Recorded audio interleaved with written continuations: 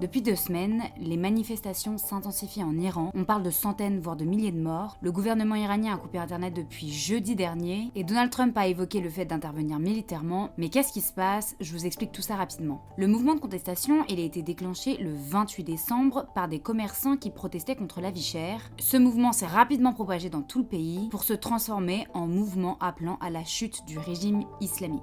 Le régime islamique, il est en place en Iran depuis 1979, lors de la révolution iranienne qui a renversé le régime monarchique de l'époque dirigé par le Shah. Cette république islamique, elle est très autoritaire. Il ne tolère presque aucune contestation. Dès qu'il y a des manifestations, il y a des centaines voire milliers de morts. Il pratique également la peine de mort, mais de manière démesurée. Par exemple, en 2025, il y a eu plus de 1400 exécutions. Les femmes sont également particulièrement visées par ce régime. Depuis 1983, le port du voile est notamment obligatoire et les femmes sont emprisonnées, voire même peuvent être tuées si elles ne le portent pas correctement.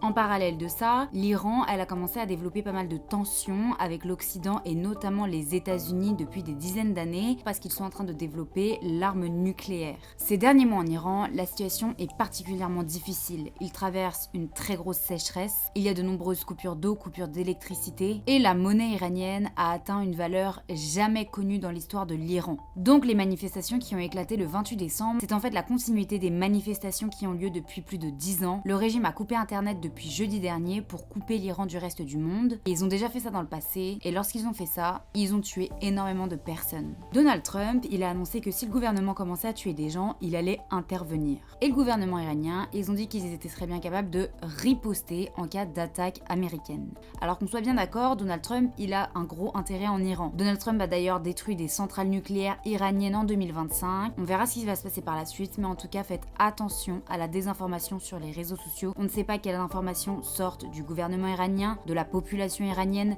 des États-Unis. L'Iran est coupé du monde et il y a donc un vrai risque que l'information soit modifiée.